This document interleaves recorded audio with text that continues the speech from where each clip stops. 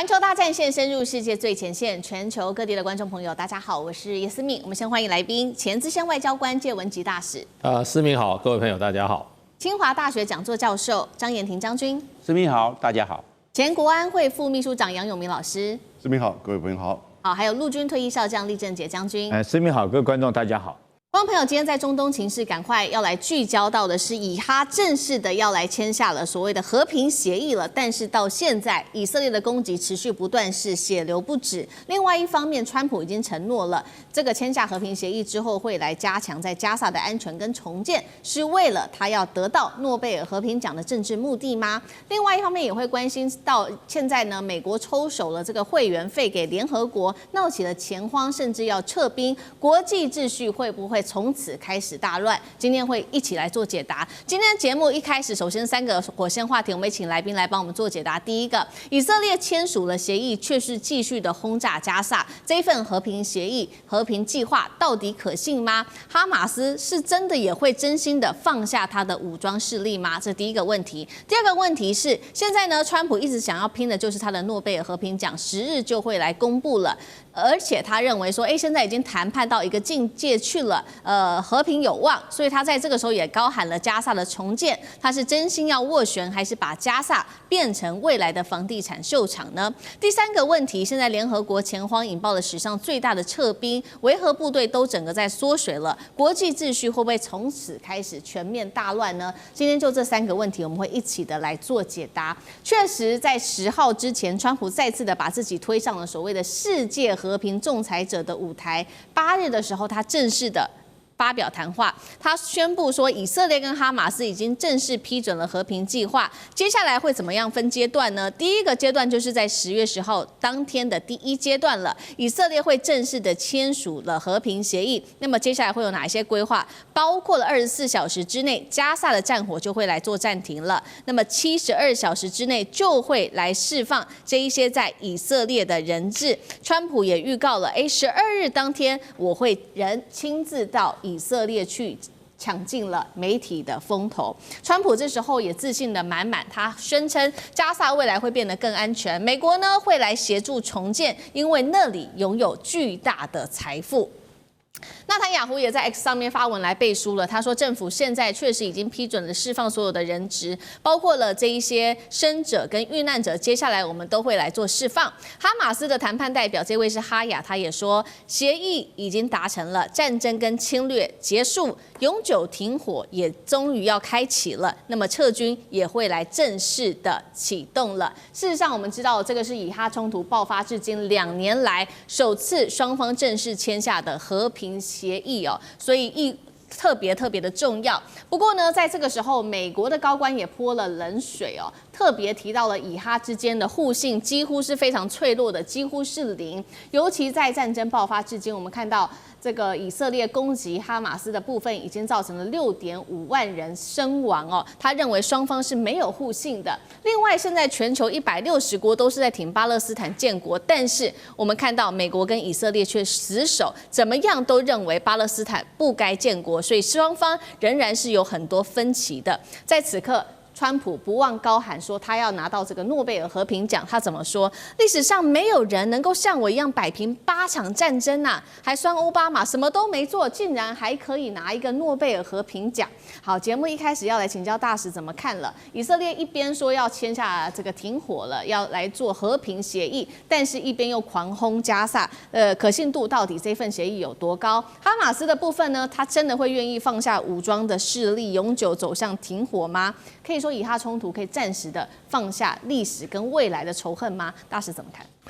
这个是因为是川普主导的一个协议哈。我们从过去川普主政以来，他主导的协议啊，基本上都是一个框架，几个大原则哈，大家好像没有什么争议的时候就签了。可是呢，川普签的协议大概都差不多寿命不长，就是说大概几个礼拜几个月就发觉还有很多问题。然后呢，又要重新再谈，那就是跟这个川普跟日本的这个贸易协议是这样，跟欧盟的也是这样，跟这个韩国的也是这样我们都签了协议了，可是后来很多问题都没解决，双方还是有很多争执那所以这一次的这个以巴的这一次哈，这个就是说以哈的这一次啊，哈马斯的这一次这个协议啊，事实上的话，很可能还是走这个模式，就是说，先宣布胜利了，然后最后发觉还有很多问题没解决。那对于以色列来讲的话，他在这次协议里面，他必须要做3件事：第一个，他要停火；第二个，他要撤军；第三个，他要放手，就是说加萨走廊他不能继续再去管了。那对于哈马斯来讲的话，那哈马斯有几件要做的，一个要停火，第二个他要缴械，第三个他也要退出这个加萨走廊。那对美国来讲的话，就川普变成这个未来的这个加萨走廊这个地区的托管人。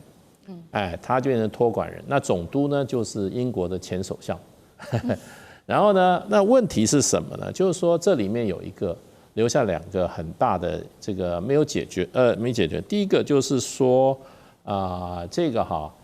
建国这个所2国论，在这次这个所20点声明没有处理2国论，而且它里面引用的一个协议而且还指明了将来巴勒斯坦，那就是说这个耶路撒冷是属于以色列的是以色列的首都。那另外一个就是说，将来的这个除了名义上这个加萨走廊是元首是川普以外那他的行政管理权那是要由巴勒斯坦人所专业人士所组成的一个管理团队。那这个是大概这样子安排。那可是呢，目前呢，以色列只谈到一点，就是说人质我们同意在交换人质了。那是不是撤军？是不是放手？这个以色列好像没有公开承诺。那对于这个巴勒斯坦的对于这个哈马斯来讲，他停火裁撤退出，可是呢，他说将来的这个巴勒斯坦管理还是就加萨走廊管理还是由我们巴勒斯坦人来管理。对，那这一点好像也没有得到保障。所以现在这些这个等于说这个大功告成了。这个可是呢，问题就还有很多问题都没解决。是好，内部的细部还有很多的问题，包括这个未来到底是加萨地区是巴勒斯坦人来管理来着手吗？那将军又怎么看？我觉得这次的停火，当然对巴勒斯坦这个受苦受难的老百姓来讲，他有机会能够喘一口气休生养息。我个人是抱着乐观的态度来看待但是我不认为这次的停火双方可以达到永久的和平。有几点理由。第一次，为什么这次可以匆匆忙忙的达成停火协议？当然，第一个就是为了配合川普，他能够拿诺贝尔和平奖。我们知道，川普这时候一旦一停火，他立刻第一个到的地点就是去中东来凸显他表示说他对这次的停火付出重大的贡献，他更应该获得诺贝尔和平奖。那第二个会停火来讲我觉得是国际舆论的压力对以色列跟美国来讲造成很大压力。这次来讲，大概全世界都认为说，你美国跟以色列正在进行一场种族屠杀甚至种族灭绝的行为来讲另外我们看到加沙地区的巴勒斯坦民众目前死亡人数已经高达67000人，其中很多是小孩还有很多是饿死的这个营养不良的已经高达30%以上营养不良，不是饿死就是战死，要不然就是病死流离失所，甚至于连住的地方都没有，90%的这种建筑物都被毁损。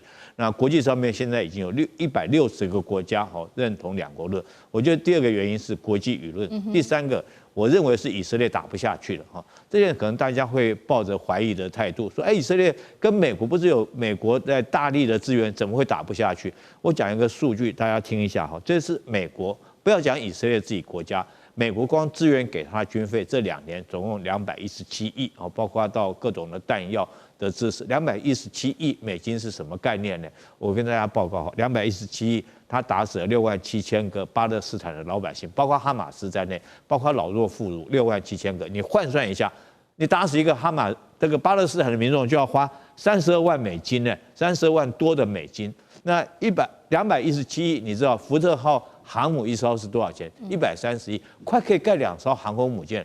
所以战争来讲的话，这个花费是很大的。这是美国支援给以色列，那以色列自己花的钱有多少？那更难讲。尤其是这段时间，我们看到以色列不管是跟伊朗那边，伊朗对他的导弹攻击也已经突破以色列这个号称神话的铁穹系统。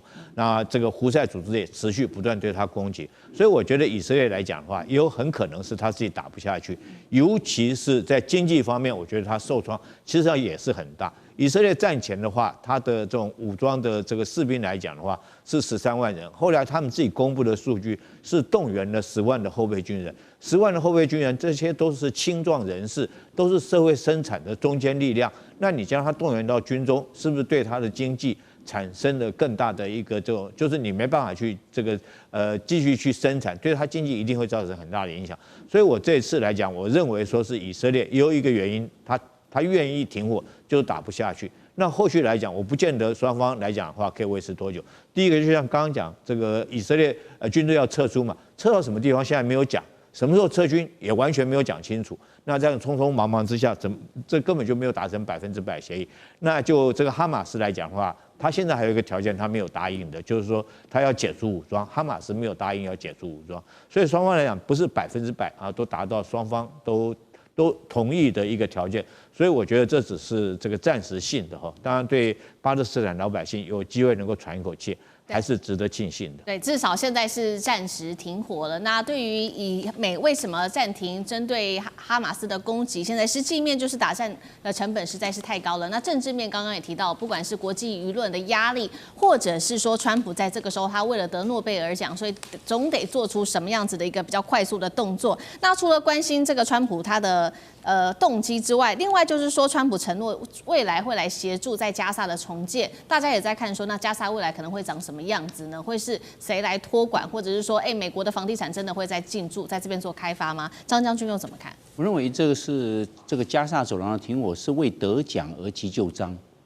只是为了一个短暂的一个形式，并不是为了永久的和平。我们可以看几个现象。第一个，要讲停火，那就是这样一下令停火。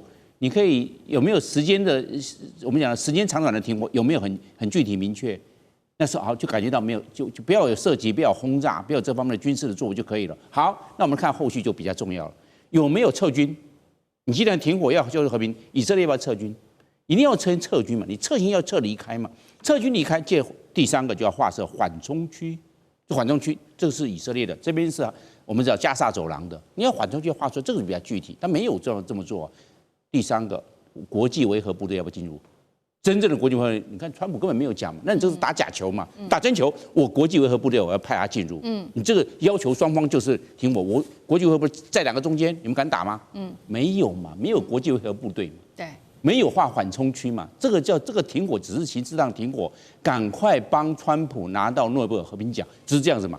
10月10号公告，主持人刚才有说，10月8号才完成。你这个实际上看就知道了，原来是这个意思。另外一个，我们讲到的事后的这加沙走廊的重建，想要变成蔚蓝海岸，又要捞一笔钱了，因为已经满目疮痍了，90%被炸毁了。那现在大家来投资，美国来做庄家，我们大家来投资的，把它变成这个蔚蓝海岸，大家建筑商来赚钱，他按照这个利益的多寡来做分配，那不是又是另外一个生意吗？所以我来看，他们是为了得奖，为了做生意，为了赚钱。而短暂的停火。好，川普的急救章，这个诺贝尔和平奖什么时候公布？就是其实在今天的亚洲时间的晚上，10月10号的晚上，我们就会知道结果了。那同一时间，在这边川普争取他的诺贝尔和平奖，但是另外一方面，会不会国际爆发更严重的失序、全面失控呢？原因就是因为针对联合国，这个美国现在因为延迟它这个庞大的会费没有缴，所以变成说联合国开始它得祭出最大的撤兵令。到底撤出多少人？大约是达到1/4的维和部队警察都会被撤回，大约是13000到14000人左右。会不会国际秩序全面的崩盘？杨老师怎么看？这个影响真的蛮大的。联合国的会费是大家分摊，但是它有个标准，每3年算一次。过去美国曾经一度负担超过1半以上联合国的经费，那可是呢，现在后来确定单一国家不可以超过22%。联合国每年本身需要37亿美元的经费，另外 PKO 也就是维持和平部队，这更多，一年要56亿，看他每一年的那个 PKO 的这个任务的多少。去年56亿，美国现在已经欠联合国经费来到18亿，欠 PKO 维和部队的钱来到13亿，所以加起来超过30亿。那他现在不缴了，也就是说，不只是这已经付的他不缴，他接下来他可能都会大幅的这个减少，甚至他干脆的不缴。不要忘记，美国也对他国际的开发援助现在开始停止这个供给，所以美国现在已经明确讲哈，有3个地方的 PKO 你干脆把它取消掉，哪里呢？像是马利、黎巴嫩，还有呢刚果。可是 PKO 维持联合部队其实是在监督停火，而且协助人道物资的救援。如果没有的话，战争很容易再起。当然，人道的救援就会是更加的困难。因此，你看到国际的冲突呢，当然也会增加了。好，谢谢杨老师。那我们休息一下，马上回来。地缘政治、美中之争、战略价值、强权崛起、小国生存。现在与未来洞悉事件走向，掌握世界脉动，全球观点尽在环球大战线。好，接下来我们要来特别关心到南美国家川普炸错船了，点燃整个现在拉美国家的怒火。尤其今天要来关心到的是，除了委内瑞拉，看到哥伦比亚现在正式的跟美国翻脸了哦。怎么回事？等一下会关心。另外，中国大陆现在在全球南方，等于掌握了一个很重要的要地，它杀入了安第斯资源的心脏，拿下了铜矿、锂矿等等。等一下一起来看大陆的战略核心。好，今天赶快来看到的是火线话题，等一下请来宾帮我们做解答的3个。第一个，川普这次又再次的炸错船了，那而且在没有证据之下，就对这个他所谓的上面载有毒品的船开火，还吹嘘说我这一开火可以救我们美国人10万人的性命呐。结果被打脸说这个数字比全美发生药物死亡的人数还要更多，实在太离谱了。这第一点。第二点是呢，现在哥伦比亚的总统也正式的翻脸了。接下来他宣布会停购来自于美国的军武，盟友可以说是美国跟哥伦比亚撕破脸了，美拉关系瞬间冰封吗？最后我们会来关心大陆的角色介入在拉美国家当中，现在呢正式的成为在南美的安第斯成员国了。那么进入到这个会员国里面去之后，就可以看到哦，这因为拉美国家它有非常丰富的锂矿、铜矿、黄金等等。可不可能就因此拿到手？大陆在全球南方的大棋局正式展开了吗？如果是这样，代表美国的后院要正式的失火了吗？今天都会一起的来做解答。我们先来看到川普又在搞大事了。先前他打击了3艘船哦，在这个加勒比海，现在打到了第4艘，疑似他这么美国川普说的，疑似的是运毒船只，还夸口说我这么做可是拯救了超过10万条美国人民的性命啊！结果刚刚说了，学者马上打脸他说，川普口中救的人数比美国1整年的药物过量死亡总数还要更多啊！而且呢，白宫或者是国防部到现在还没有任何证据可以显示说这一艘船上面确实载有毒品哦。于是呢，我们就看到了非常愤怒的就是哥伦比亚的总统了，这一位是佩特罗，他指控说被美国击沉的第4艘船上面呢，其实根本就是哥伦比亚的人。他是说呢，这个是哥伦比亚的财产啊，而且呢，很多的哥伦比亚在船上的公民因为你美军乱攻击而因此丧命了。没有想到川普继续的反击哥国总统，他说你自己没有做好总统，没有能遏制古柯碱的产量，让产量不断的在历史上面创新高，所以我今天才做出这样子的动作。好，美军在没有任何的证据之下攻击船的行为到底合理吗？接下来是否引爆整个拉美国家集体反弹？美国会不会点燃在他的后院的战火？大使怎么看？我想迟早会的。这种做法的话，因为它不合理啊，也不合法。国际法是不允许美国任何国家在这个公海上随便击沉一只船的，因为国际法是允许你可以对这些船只，你涉嫌船你进行临检，而不是用空军飞弹去击毁人家。美国海上执法能力那么强，你为什么不用你的执法船只对可疑的船只你把它拦检嘛，拦下来检？那你抓到了这些毒品，那不就正好证明你抓对船了吗？那你也算是是允许，因为就是说你现在美国的做法是不择手段，国际法是绝对不允许任何一个国家在公海上你觉得有嫌疑的船你就开火，这个是这个自所有在公海上的这些这些航海自由，就是在这个航海自由的任何的私人或国家的这种航行器于危难之中，就是明明白白违反国际法的。那这种作为的话，绝对会引起周边国家极大的恐慌，然后抗议。到最后，你如果继续升高的话，可能他们就会采取一个联合的一个抵制的行动了。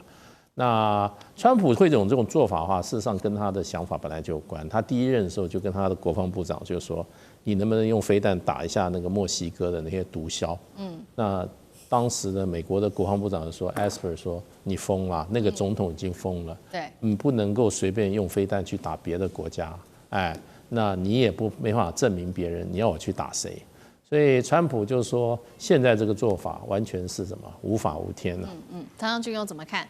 我认为这个美国这个情报这一方面，我认为他可能不是美国情报司令，我认为美国刻意的，因为美国它变成无差异的，对这些的这个运毒船很简单嘛，直接先拦截，它的速度慢。美国的军队的它这个船舰快得很，美国各种快艇又受过这个特别的训练，直接拦截完毕后立刻登检看看有没有这些违禁品，有违禁品有毒，立刻扣押，对人质。对这些贩毒的人们，立刻扣留，就那么简单嘛。有物品，有这个实体的证据，很简单，他可以这么做。为什么要把它集成？美国有能力拦截，绝对有能力，那你为什么不拦截？为什么要把它摧毁？就是这样，这无差异。所以我认为是刻意的。美国情报会不会是非常的准确？我认为美国情报这方面没有问题啊，但是他就是不要要做去拦截，要去登检的问题。他就直接把它做摧毁，反正错一次跟错3次、错4次是一样的。前面3次这样做了，难道我第4次我现在要做拦截？我前面3次我为什么不拦截？他就一直做下去，因为第4艘在做拦截的时候，那你前3艘是不是就错了？所以美国是他要错下去就一路这样做下去，就不是错。一旦第4艘你改了前面的话，表示那我前3艘对你自我否定，变成这个状况所以美国是自我否定，让这个否定久了之后就变成真的了。他真的可能有毒品还是什么了？因为就一以贯之了。你看，所以美国不会变。如果还继续下去的话，我认为第5艘都有可能还是摧毁。为什么？如果再登检的话，那前面4艘为什么不登检？别人就有话说了。所以我认为他是错下去。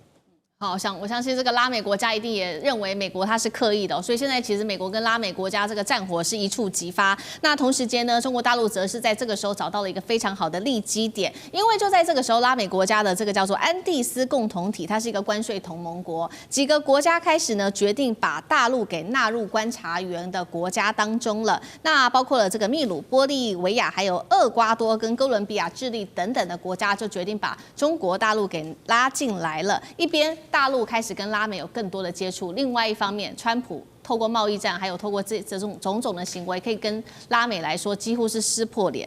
厉将军又怎么看？在拉美的势力要全面的没落了吗？对，就是因为拉美的势力目前来讲，因为“一带一路”已经开始向东看了，所以逼着川普来讲，用极恶劣的军事的手段来压迫这个拉丁美洲。我们知道，美国一直长期以来把拉丁美洲当作他的后院。他对拉丁美洲采取的手段不外3个，第一个是在政治上面干预人家的内政。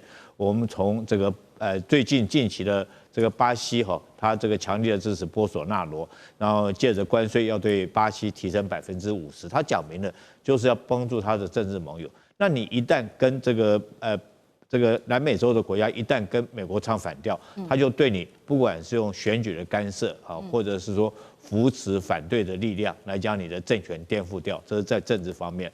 那第二个，他用的手段是经济方面经济上面那就很明显了。我们这次不管是看到哥伦比亚因为这次的总统跟他们意见不合嘛他不但是停止他的签证，甚至于也要对哥伦比亚提升25%的这个关税对巴西也是一样。那第3个他常用的手段就是军事的手段。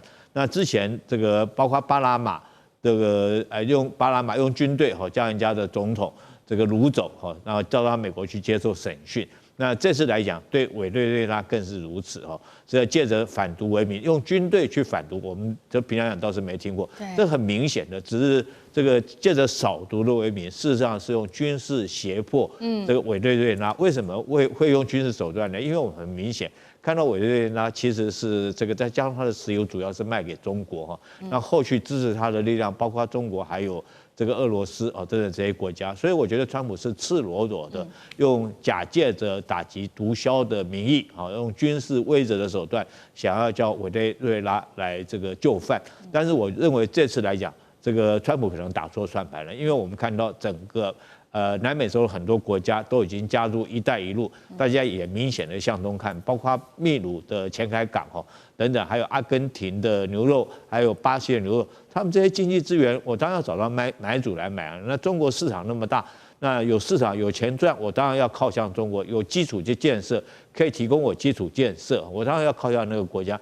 所以我觉得，如果川普还持续想要用借着军事霸权来折服南美洲，我觉得那个时代已经过去了。你要想办法，这个包括用经济、用各种协助的方式。如果说你为了只是用这种手段来讲的话，我觉得效果适得其反。是我们现在看到中国大陆跟这个拉美洲国家也因此建立了一个更好的关系，不管是透过“一带一路”，或者是刚刚提到的这个中国跟安第斯共和体的合作。那为什么安第斯共和体这么重要？刚刚除了说它是这个关税同盟国之外，重点就是它里面有4个国家蕴藏的很丰富的黄金跟铜锂等等。其中光是智利、阿根廷、玻利维亚三角区哦，这3个地方就有全球60%的锂矿。那秘鲁、智利更是全球前2大的铜的供应国，所以大陆现在不管是发展 AI 或者是发展它的电动车等等，都是非常的有利基的。能不能掌握这一些重要的供应链垄断，把美国趁机所使？那杨老师又怎么看？其实中国大陆跟拉美国家的经贸关系哈，过去这10年，大概这些国家的第1大贸易伙伴都是中国大陆了。来自于他们中国的投资基础建设，那同时也来自于拉美地区的矿产。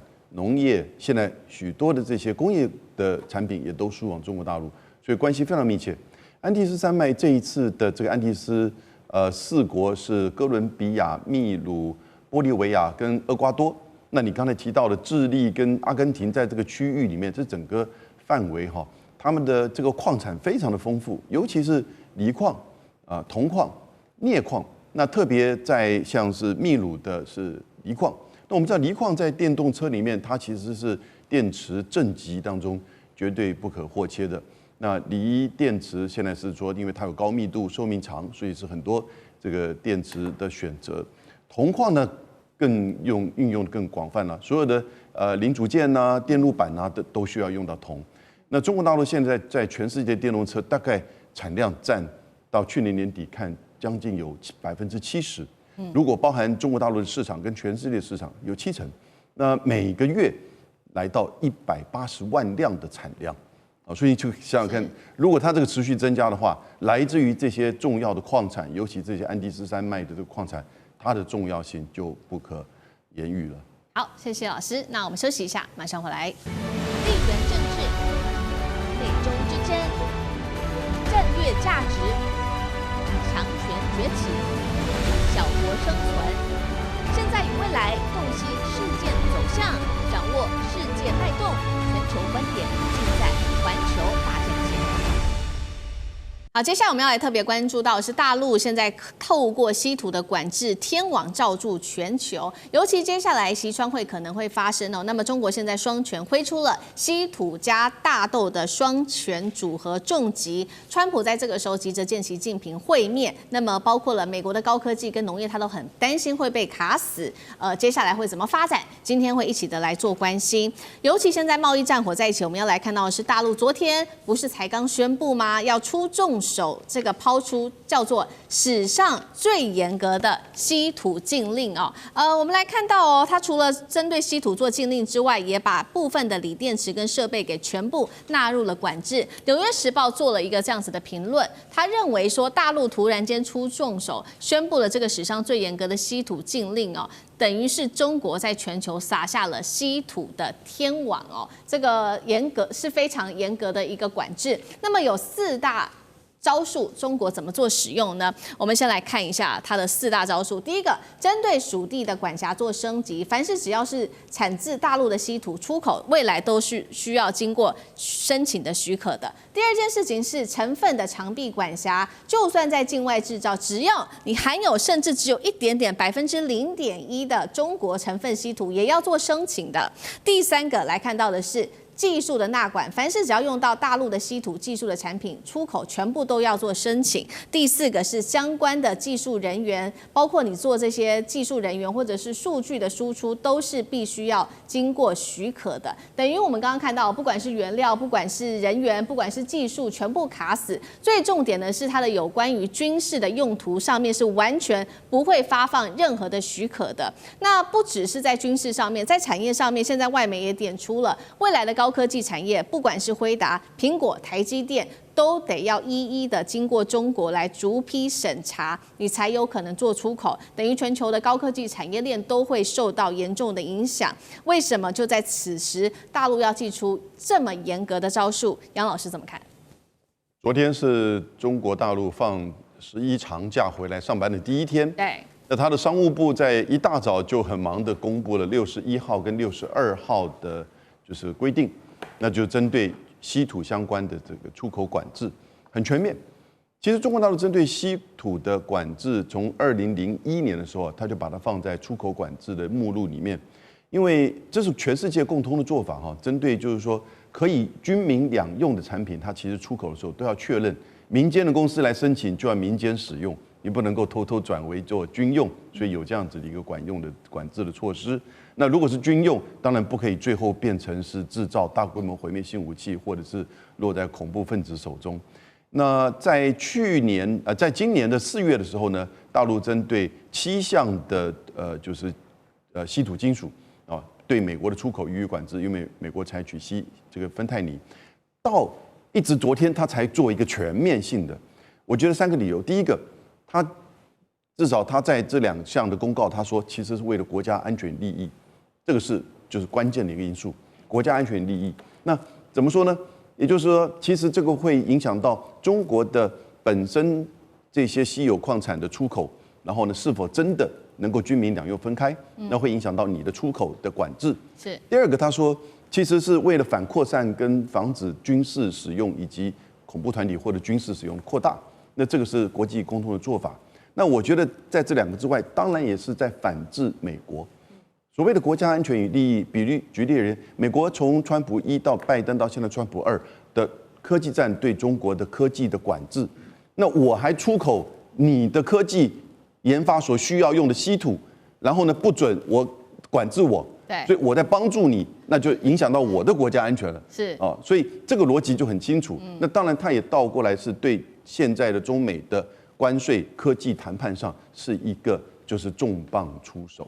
好，我们现在看到，其实川普他心中也是很着急哦。这个中国祭出这样子的稀土禁令，另外一方面，除了掌握2大王牌，就是大陆掌握稀土之外，还有就是他掌握的是大豆。所以我们现在也看着川普在这个时候又喊出来说呢，他能够应对中国祭出的各种的招数，但是他也说了，希望中国快点来跟他们买大豆吧，并且在这个 APEC 前面就已经川习会前就先喊话说，中国很快就会恢复购买美国的大豆了，真的是这样吗？我们看到10月底这 APEC 前都还没有真的举行，但是呢，现在我们看到川普已经正式的对外证实说，他会跟习近平见上一面。他可能不一定会去 APEC， 但是一定会跟习近平见上一面。那外媒也爆料说，他到时候只会停留1天，都是为了要见上习近平一面。那中国手中就是握有这2个稀土大豆重要王牌，会把美国卡死吗？厉将军怎么看？中国这一次祭出严格的稀土管制禁令，是在跟川普见面之前，他突然这时候祭出来，很明显的就是针对这次的川习会使出的最大的绝招哈。那这一套组合拳，包括稀土跟大豆的这套组合拳，我认为是拳拳到肉哈，每一招都是针对美国的要害。第一个，我们先讲大豆我们大概都讨论很多了啦。美国有50万的豆农，那后续来讲的话，我想说中国不跟他买的话，这50万的这个大农，而且豆农都是这个川普的选民，那这些老百姓一定造反。你让他没有饭吃，他就给你造反。那稀土，你知道，我仔细跟各位解读，你知道这是有多严重吗？第一个，你知道为什么0.1就是说你可以不在我中国稀土，不见得都是在我中国稀土挖的。矿产哈，但是你在国外挖，包括你到这次来讲的话，我们看到他到巴基斯坦，美国到巴基斯坦要这个建一个港口，他想说从巴基斯坦那边来挖这个稀土，可是你挖了以后还是要到中国去提炼，你到中国来提炼，你这个技术是我中国的，我就可以管制，还是不行。然后奥地利也有稀土，可是奥地利的产量是远远不足，所以说100%掐断你。第二个很有趣的一件事情，这是中国，你看它0.1还包括到什么呢？他讲得很清楚，就是这个2次提炼，就是你如果说像我们这废弃物来讲，重新再去提炼这个相关的元素，这个我还是可以用，但你包括你2次提炼，都是我中国管制的0.1范围内，连这个我都可以管制你，就是你连2次提炼我都不给你提炼。那第三个，你这次来讲的话，我们之前来讲的话。管制稀土，中国管制稀土有7项的稀土，这是他再给你加5项哈。这5项是什么？铷、锂、钾、铀、镁，这几项再给你加去，现在总共12项稀土，是不是管制的更严？那包括你的不管是军工产业，或者是民间的企业，那甚至于说是半导体科技业都管制。还有一点非常有趣的哈。他特别指明了什么14奈米的这种半导体制程。14奈米是什么？就是就美国来讲的话，它管制中国就是14奈米的晶片，我不卖给你中国嘛。中国是成熟制品，大概是在成熟的这种晶片，我们大概一般定位为28奈米，中国自己可以生产。但14奈米中国不是不可以生产，可是它的产量跟良率还是有限。但是中国就说好，你这个14奈米你卖给我，那我现在14奈米的这种有关的原料我不卖给你，那你连14奈米你现在连生产都生产不出来。所以我觉得在川习会之前这个中国技术这一招明明就是拳拳到肉，打得我跟你讲，川普这次是毫无抵抗的余地。好，这个将军认为是中国已经是拳拳到肉了，那所以现在等于是习近平给川普下一个马威吗？川习会还到底会不会谈呢？介大使又怎么看？当然现在双方我想谈判团队正在密切谈判，那就是说到底会不会的话，那就要看双方团队在认为这次会晤是不是有建设性，对双方都有建设性，不是只有美国想要买中国的大豆的问题。中国的大豆是一个小问题，可是中国关切美国的对中国大陆很多这些重要的这个核心利益的立场跟做法的话，那一定是会拿来跟美国做一个谈判的项目的啦。那所以这个现在来讲说会不会见面，通常当然本质上一定要双方都觉得有建设性才会见面。第二个就是说，对中国大陆的外交惯例来讲，他不会这么早宣布的。到现在习近平会不会出席这次在韩国举行的这个所谓的这个领袖会议中国大陆也没有说定啊。那10月7号的时候，那王毅跟韩国的这个赵显外长通过电话，双方就在讨论这次怎么样举行这个 APEC 会议，中国大陆要如何参加的问题。那并没有谈到那么说习近平一定参加。不过习近平参加可能性比较高的原因就是说，今年是韩国做轮值主席国，明年中国大陆要做轮值主席国，所以这中间有一个这个主导权的交接的问题，所以这个可能会增加习近平去参加的一个可能性。是。那去了以后，如果说不跟川普举行双边会谈的话，那可能川普就不会去韩国了，因为他这次去韩国，基本上他就是不是去参加 APEC 的，他就是要在韩国跟习近平举行双方会谈。对。那对于川普他自己的这个所谓的那个 True Social 里面，他讲他去韩国跟习近平见面的，就是要讨论大豆问题。那问题习近平跟你见面的话，只谈大豆问题的话，那习近平有什么好处呢？所以呢，这个说双方都要有建设性的这种所谓的一些成果才会见面嘛。所以这个时间上，我觉得还有待发展。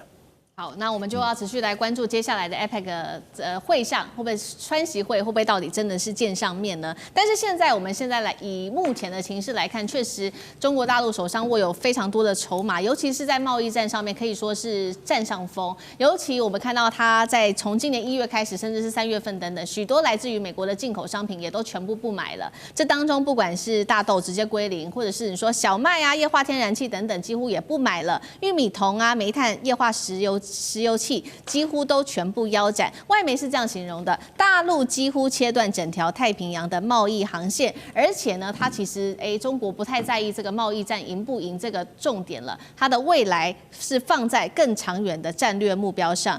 张将军同意这样的说法吗？是大陆要重塑整个全球的产业链吗？我认为他已经开始做调整，因为我们可以知道，这个贸易战呢，追本溯源是从2018年3月开始。那个时候在贸易战的时候呢，之前的时候，那个美国的贸易逆差47.5%是中国大陆赚走了，因为美国是大量贸易逆差。那一直到去年的2024年的时候呢，中国大陆从美国所赚到的，就我们中国大陆叫做贸易顺差，那美国对中国大陆是贸易逆差，只占了24.6%，从47%降为24.6%，就是整个腰斩一半了，不再多赚美国人的钱了。那去年总共赚多少？中国大陆赚美国人多少钱呢？在去年只赚到了2954亿美元，以前的时候将近要接近1兆，你看那就是只剩下1/3不到。那换句话说，中国大陆已经有步骤、有节奏的开始减量了。那它已经在这个市场转移，把这个出口市场啊找到了替代市场，往东南亚去，往欧洲去，往南美洲去，甚至还有一部分往非洲去了。是，那就知道，那这样的跟中国大陆跟美国的整个交易量这样下来了，那会造成美国出口市场的萎缩。为什么？那美国出口市场，你看大豆就是了，美国出场萎缩啊，你竟然1公斤大豆都没有买，就是让你萎缩。然后美国的，比如说波音的这个我们叫做坐飞机的，我怎么不买你的了？我不但向法国的空中巴士买，他也也自己来生产。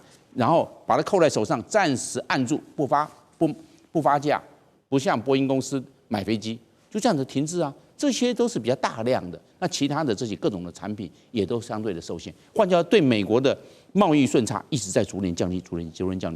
那美国这样子的话，美国出厂市场也会做萎缩。那美国贸易逆差有没有改善？到现在我看美国的贸易逆差好像没有明显的改善哦。那这样的话，美国的经济的发展也会受限。那这是美国目前的困境，中国大陆也有困境，双方都有困境，因为只要打贸易战是没有赢家的。但是目前来看的话，好像美国没有改善的这种幅度，好像比中国大陆来的明显。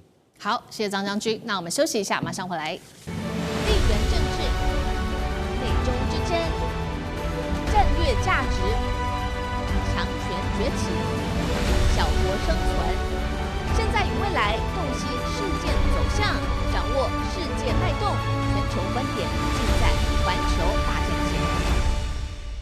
好，接下来我们要来关心的是有关于这一场俄乌战事，现在是有一个今天的内幕了。今天要来关心就是俄罗斯的情报局，他这边特别指出，英国政府呢现在正在密谋一场叫做类似当时的委内瑞拉的这个假旗行动哦，指控美国的这一场假旗行动怎么一回事呢？在俄罗斯的内部有一个情资显示，现在伦敦准备要组织一支这个假冒的俄国小队，对这个欧洲的港口跟民用的船只来发动恐怖攻击，而且最恶毒的是，在这一场恐怖攻击发动了之后呢，他们就会来揭发这个现场的状况。那英方是计划说要公开揭发这支部队，并且宣告这些人都是听命于俄罗斯的。除了要陷害俄罗斯之外，英国还准备呢，在这个揭发的现场要摆出中国制的水下设备。意思是什么呢？在揭发现场不只是揭发俄罗斯，他说还要揭发中国有暗助俄国，挑起中西方的全面冲突。那大家就说，这样的剧本怎么很像委内瑞拉先前指控美国的这一场假旗行动，现在直接用在俄乌战场了吗？厉将军怎么看？首先我们要看欧洲这几个国家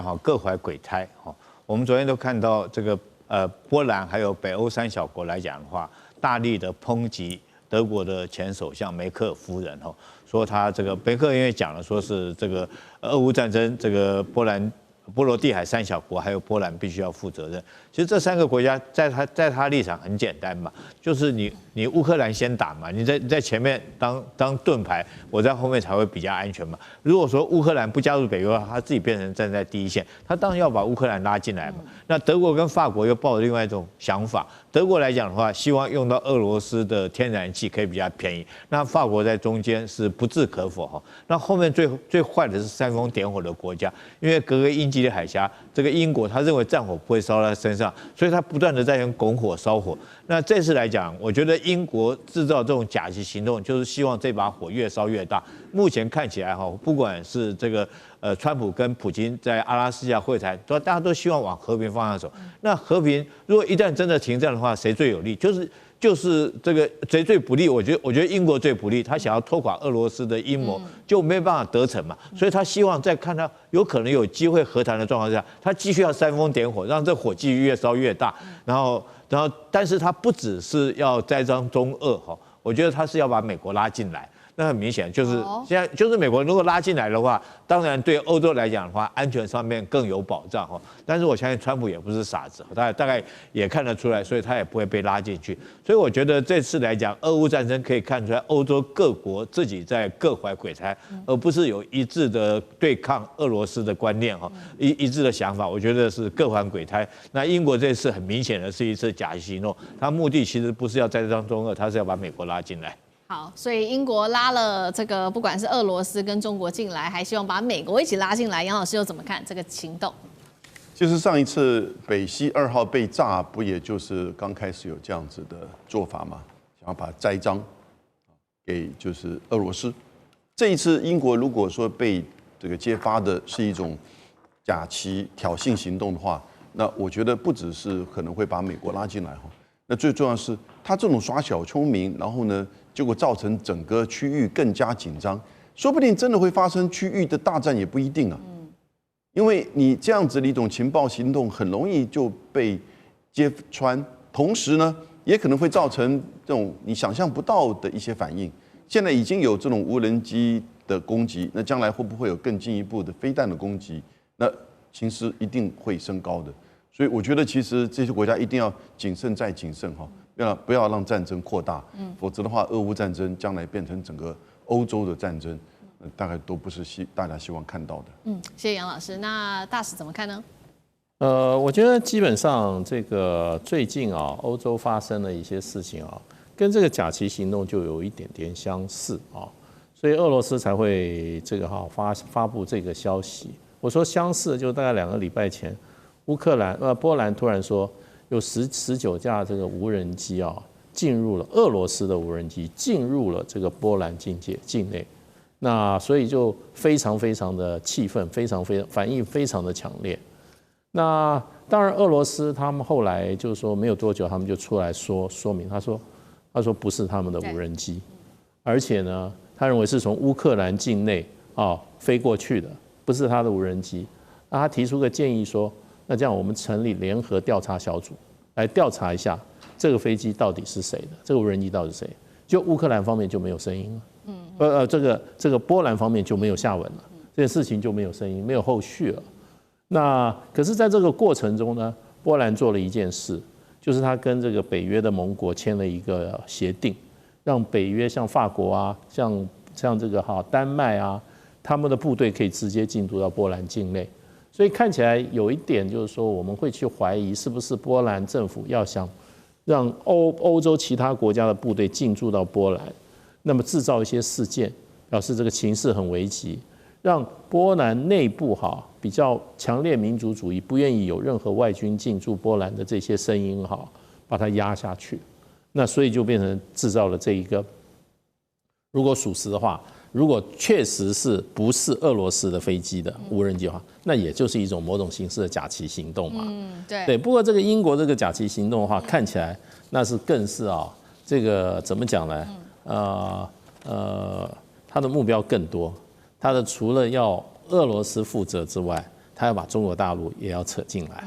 那不过这个问题就是说，如果处理不好的话，那这些人被抓到了，或者这种情况因为他要去攻击了这个欧洲的国家的港口或民用船只的话，那这些国家他不会知道的。那你去攻击的时候，这些可能就会造成这些假的这个俄罗斯的这个特勤部队那被抓住。那如果消息泄露的话，那就对英国来讲的话，它的阴谋就曝光了。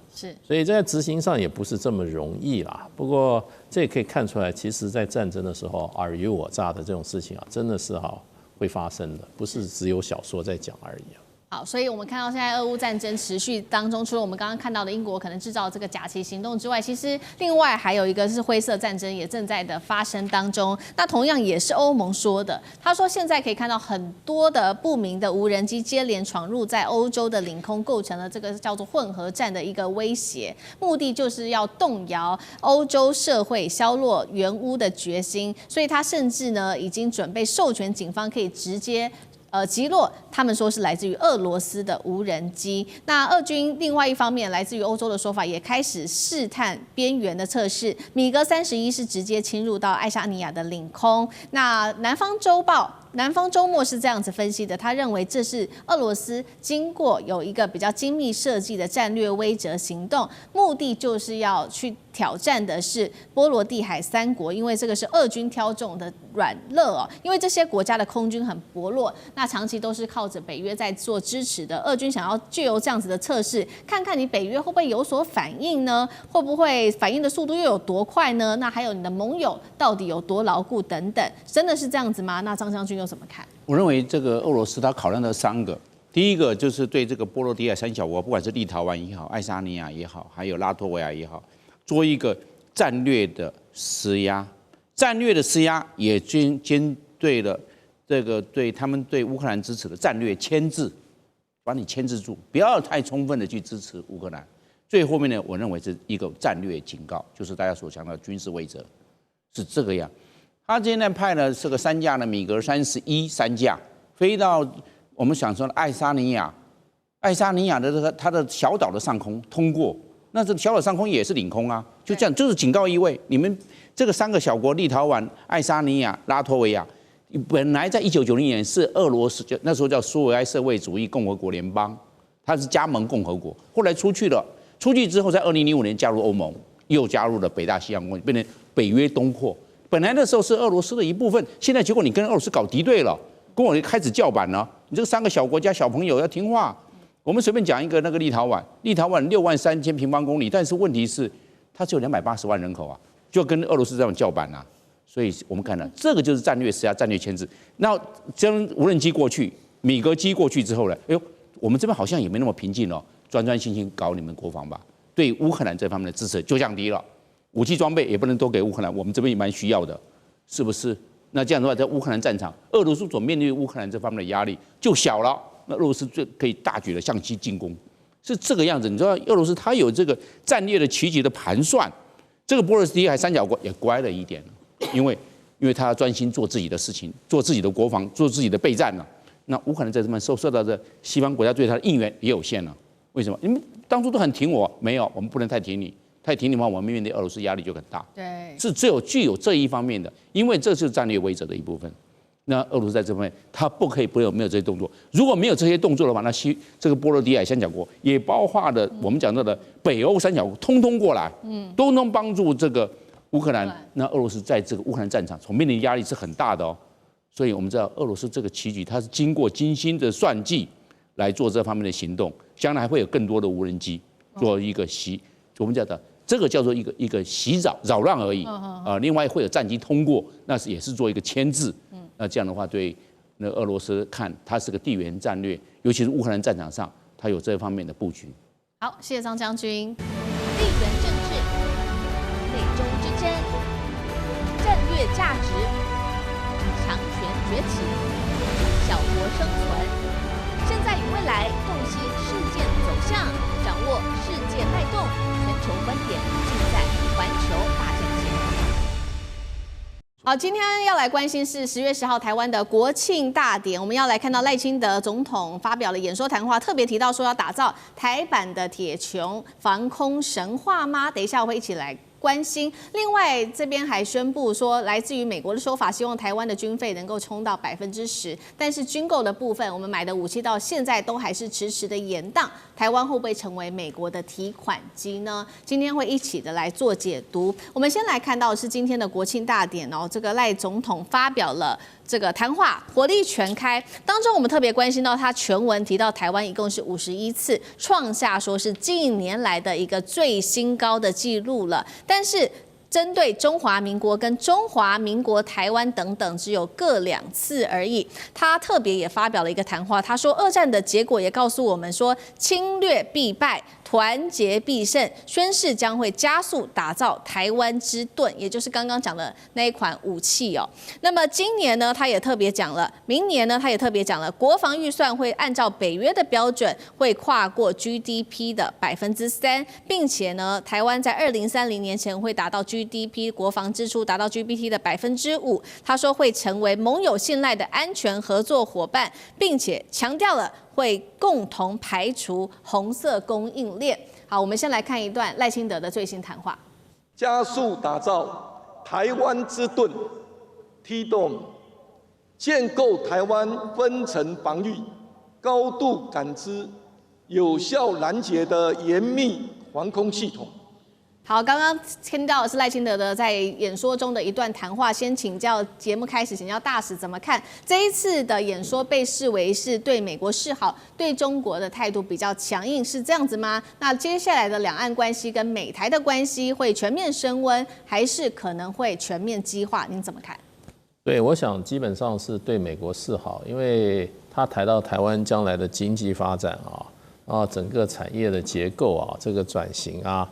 还有要跟世界接轨，要到这个要怎么样对世界的经济做出贡献？我想我们台湾的经济对自己台湾人做贡献就够了啊。那对世界做出经济贡献，是不是表示我们台湾的很多产业啊，要把生产基地移到世界各地啊？这个是一个对台湾经济来讲并不是很好的。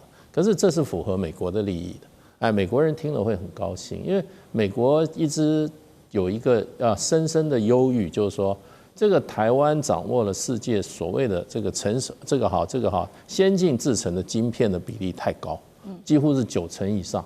那这是我们台湾人过去几十年努力的成果啊，对。那今天变成我们有这个技术，好像对于美国的安全来讲，他觉得影响到他的安全。那也可以跟我们商量着办，不是就是说直接我们台积电要怎么样5-5分。这是美国的这个商业部长讲的啊，那也就是说，我们台湾人的资产，美国人要的话，那我们应该用一种，起码用一种商量的办法，还是要以我们台湾这个经济的利益为主。那你今天讲呢，我们台湾的经济要对全世界做出贡献啊，那这个政策，我觉得是要值得好好深思的啊。那另外这个军事上面很清楚的就是说，要跟中国加强我们对中国大陆的军事预算嘛。那这些都可以做，可是要花很多钱。那到底要花多少钱？那它应该有一个实际的数目。那对中国大陆来讲的话，应该就感觉到台湾在加强军事力量，那么增强两岸，就会加强两岸这个军事冲突的一个代价。好，刚刚大使帮我们特别提到，所以说从谈话中可以听到，他就是赖清德希望能够来加强在军事上面的力量。那当然了，赖清德总统他也特别提到了台版的铁穹，大家就拿这个台版的铁穹来稍微跟以色列目前的铁穹来做一个比较，因为以色列的铁穹有3层的防空网嘛。我们来看到第1层、第2层跟第3层，分别是这个铁穹。那它一开始拦截的对象是这些短程的炮弹跟无人机，第2层是大卫投石所，主要就是针对这些比较中程的导弹跟巡弋飞弹，再来就是远一点的箭式了，可以挡住的就是中长程的弹道飞弹。我们现在来看，是台湾目前拥有的是天弓跟爱国者防空系统，真的要跟以色列的3层防护网来做比较的话，还是有所差距的。不管是技术门槛，不管是成本，或者是在部署空间，都有它的困难性。能不能真的打造完整的3层防空网？就军事的角度，请将军来带我们看。我觉得总统讲这种话是不负责任的讲话，是完全不可能的。甚至于你这套理论，什么他打造台版铁穹，我觉得到最后就沦为这个海鲲号2.0版。那我们怎么讲呢？一个国防建军，首先第一个要考虑的是敌情威胁。然后第二个要考虑到我军的状况，我军的状况包括到这个我们的我们经济上面的能力怎么样哈，我们财政状况、我们的科技还有我们生产能力做得到做不到。那我就这几点来跟各位做分析。第一个，我们讲敌情威胁。那敌军来讲的话，现在来讲，它很明显的，假如说我们按照这个以色列这3层防护网来看的话，第一层如果短距离的这个它拦的是炮弹是无人机来讲的话，那试问一下。这个解放军现在的敌情威胁是这个 PHL 箱型火箭炮，射程400公里，它随便这个摆个几门上过来就是就是数百发对着我们台湾西部海岸，那我们有可能去拦截嘛？第二个来讲，第2层哈，大卫投石这个当然是比照我们来讲是这个爱国者2号或爱国者3号。那这次我们在长春航展之中，我看到解放军将它原有的这种歼7的这个歼击机改成歼7的攻击机，每一架战机上面携带6枚的500磅的炸弹哦。那在这种状况之下，如果2000架的过来，我们有多少的这种防空导弹，有多少的爱国者2跟爱国者3可以拦截？第3个高空拦截，现在来讲的话，我们说是研发出来叫强攻系统啊，比照美国的萨德系统，那以色列是剑4系统。到现在为止，我们虽然说研发出来，但是还并没有量产。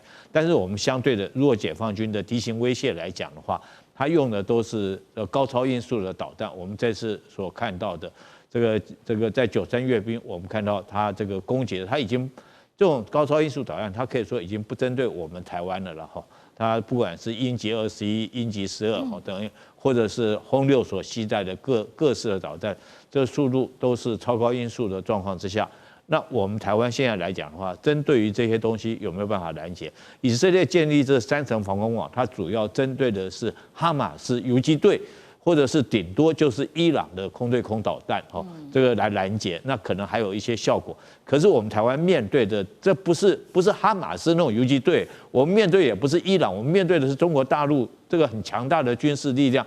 那我们现在以我们现在有可能构建那么强大的这种防空网吗？我相信连川普都不敢讲这种大话。那赖清德你敢讲这种大话？做得到做不到？那你要具体跟我们老百姓讲啊，你不能光画一个大饼给我们听啊。好，所以台湾要打造这个所谓的台版的铁穹，能不能打造防空神话王？这个打一个大问号。毕竟我们现在看的对面就是解放军。那另一方面，我们来看到了在台湾的国防预算上面呢，在这一次也特别提到了，是说这个美方希望台湾能够达到 GDP 的10%。那赖清德目前是说他希望能够2030年达到 GDP 的5%，不管是5或10，其实都是非常非常高的一个数字。那另外一方面，我们跟美国买的武器到现在还是不断的在延宕，尤其呢，我们跟美国采购的66架 F-16的战机，本来是说明年就要完成交运了，但是现在传出最快今年底只能完成6架的测试而已，军购会不会成为未来最大的漏洞？花了这么多钱跟美国买，到底怎么一直都拿不到货？将军怎么看？我们编了那么多的国防预算，可能就是为了买美国的这些的库存的武器装备啊，出清存货。把这些仓库空出来吧，因为美国对台湾的军售是采取3步政策。那我们现在看呢，我们不要认为买到菜，捡到菜篮里面都是菜。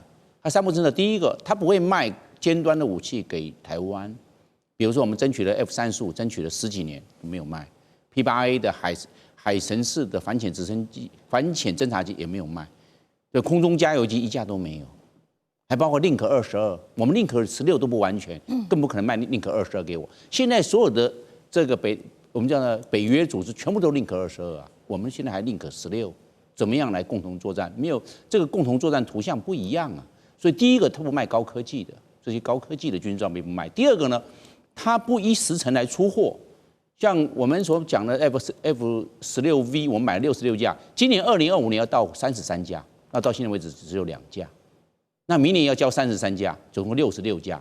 我看明年66架要整个通通到位，非常困难。他没有按照时程来出货哦，这个问题是出在这个地方。MQ-9B 海上卫士的这个长航程的无人侦察机，无人的，应该明年就要完全交货啊。到现在为止，连地面的这个影像处理系统都没有到位哎。那空中的装备更不要去说了。我看明年困难度也是存在的，所以他没有按照期程交给我们，你看那么多的问题，那个尖端的武器装备还有个 E2D，因为我们拿的 E2K， 美国已经不用了，我们一定要买 E2， 因为 E2K 是没有办法 link， 但是 E2D 可以，但是美国不卖，所以可以看不给高科技，不按时交。另外一个最重要的，美国不支援、不支持台湾的太空，尤其人造卫星、太空科技，这是台湾最需要的。因为从太空中对这个只管通勤监侦这一方面是有它的一个优势的，结果没有。我们台湾这一方面是我们最大的短板，也请美国来帮忙，美国从来不帮忙，所以我们现在是拿过时的装备打未来的战争，这是非常危险的事情。所以我认为不是钱的问题，是要打破美国的3步政策，那这个才是目前的最重要的事情。好，现在看到是台湾在军事武器上面的弱点，急需要被加强的之外，其实美国的智库还点出了不仅仅是台湾战力或者导弹这些到底足不足够的问题，台湾现在还有另外一个很大的问题，就是台湾几乎100%都是仰赖进口能源的，所以真的也不用打起来。中国大陆光是封锁台湾，那么液化天然气的库存就只够台湾用11天呢。光是这11天而已，就可以导致不管是发电、工业的产出都全面的瘫痪。该如何解决？杨老师，目前我们的电力结构LNG 也就是液态天然气占42.41%，燃煤占39.31%。其实这个是去年年底的数据，因为那个时候核能还占4%，现在没有核能了，所以这2个数据一定都会再提高。但再怎么提高，就表示说 LNG 占将近台湾的40%到45%。所以如果一旦被封锁，中国大陆可以用防疫的名义做在国际法上或国际安全上，其实很多国家就可以有理由不介入的这种做法来把台湾的就是 LNG 的这个进口。目前我们的进口只有2个港口，一个是台中港，另外一个是高雄的永安港。也就是因为它需要港口周边的就是储存槽，所以呢，它只能大概就推断11天。也许一旦封锁发生，我们可以在民生上或者是一些基本的工业上先停止使用，就比如说大家不要开车了，对，加油站也没有油了，只提供给军方的，你最多也就是拉长个1个礼拜不到的时间。而我们的经济部长面对这个智库的问题的时候，龚明鑫他居然怎么回答？他说我们现在努力，2027年努力达到14天。这是什么政策，什么愿望啊，对不对？所以11天跟14天的差别在哪里？因此面对这个问题的时候，台湾的两岸的冲突更要从一个如何在政治上防止战争发生，或者是类似的冲突封锁发生，变成真的。因为台湾的防御能力就跟这个台湾之洞这个